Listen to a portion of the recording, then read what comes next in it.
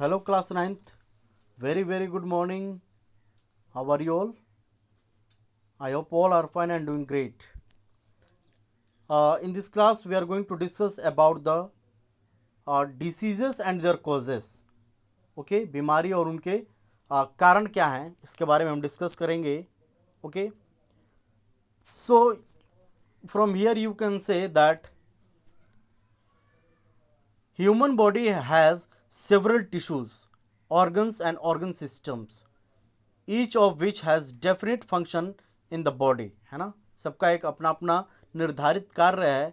चूँकि human body जो होता है, मनुष्य का जो शरीर होता है, वो बहुत सारी कोशिकाओं से, अंगों से, ठीक है, या फिर ऑर्गन सिस्टम से वो क्या होते हैं, जुड़े होते हैं.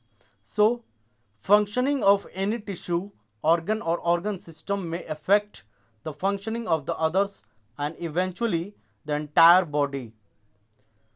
तो फंक्शनिंग ऑफ एनी टिश्यू, ठीक है, किसी भी कोशिका का कार्य करना या फिर ऑर्गन सिस्टम पे ये इफेक्ट करता है उनके फंक्शनिंग पे, ठीक है, जो कि पूरी बॉडी के फंक्शनिंग पे. When there is a disease, either the functioning और द अपीयरेंस ऑफ वन और more systems of the body will change for the worse. है ना, इवन आप देखें कि जब बीमारी होता है तो चाहे वो किसी भी बॉडी के किसी भी पार्ट में वो क्या होता है, माल फंक्शनिंग शुरू कर देता है and the whole appearance of the body will be changed for the worse. Okay, if you talk about the meaning, the malfunctioning of any tissue, organ और organ system will cause discomfort. है ना, जाहिर सी बात है कि जब माल functioning होता है, मतलब कि कार्य करने में जो असमर्थ होता है कोई भी part, then what happens, the body, the organ system will cause discomfort, that is will cause disease. Means we call it the disease as this malfunctioning is the internal, the reason or the cause cannot be immediately known. ठीक है, जो कारण हो सकता है या फिर उसका जो किस तरह से उसका कॉज है, इसको इमिडिएटली नॉन नहीं किया जा सकता. Hence a disease is a diagnosed with the help of symptoms and the science. इसलिए उस बीमारी का जो उसको उसको बीमारी का कैसे पता चलता है, by the help of symptoms, उनके लक्षण से और साइंस से. है ना, the two aspects associated with disease diagnosis are symptoms and the sign. Symptoms of a disease are the things that we feel as being wrong with our body. है ना, तो जो हमारे शरीर के साथ जो रॉन्ग डीड्स होते हैं, उस तरह से हम इसको देख सकते हैं.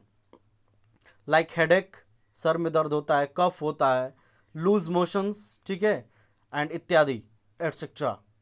This indicate that there may be a disease. ये संकेत देता है कि हो सकता है कि ये कोई बीमारी हो.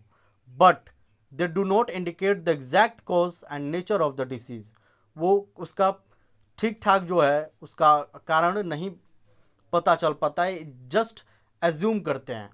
है ना, फॉर एग्जाम्पल अ हेडेक में मीन जस्ट एग्जामिनेशन स्ट्रेस. है ना, एग्जामिनेशन स्ट्रेस हो सकता है, और इट में मीन मेनिंगिटिस और अ डोजन डिफरेंट डिजीजेस. है ना, बहुत सारे बीमारियों का ये कारण भी हो सकता है. On the other hand, signs of a disease are objective evidence of a disease that physicians to look for and the on the basis of the symptoms. है ना, जो फिजिशियंस होता है उनके सिम्टम्स के बेसिस पे ये डिसीज के साइन को वो ऑब्जर्व करते हैं. And science will be a more definite indication of the presence of the particular diseases. At times, the physicians may get some lab tests done to further pinpoint the disease. तो lab test करते हैं बाद में जो physicians होते हैं इनके लक्षण के आधार पे, है ना, सिम्टम्स के आधार पे. अगर हम इसके प्रकार की बात करते हैं, टाइप्स की, तो देखते हैं diseases can be variously classified depending upon the infectious agents, portal of entry, organ affected, duration of disease, etc. Some of such types of classification of diseases are as follows. देखेंगे जो बीमारियां होती हैं उनको क्लासिफाइड किया जाता है. किसके ऊपर डिपेंड, ये किसके ऊपर डिपेंड होता है कि वो किस प्रकार का इन्फेक्शन एजेंट्स होता है, उसकी किस तरह से एंट्री होती है, पोर्टल ऑफ एंट्री, कौन से पार्ट जो है प्रभावित है, ठीक है, अफेक्टेड है, उसका डिसीज़ की ड्यूरेशन कितना कितना है, ठीक है, उसका अंतराल कितना है, अवधि कितनी है। इन सभी के बेसिस पे वो क्या करता है, डिसीजेस को क्लासिफाई करता है। ठीक है बच्चों, फर्स्ट यहाँ पे कहता है classification based on the infectious agents. अब इसको ध्यान से देखेंगे।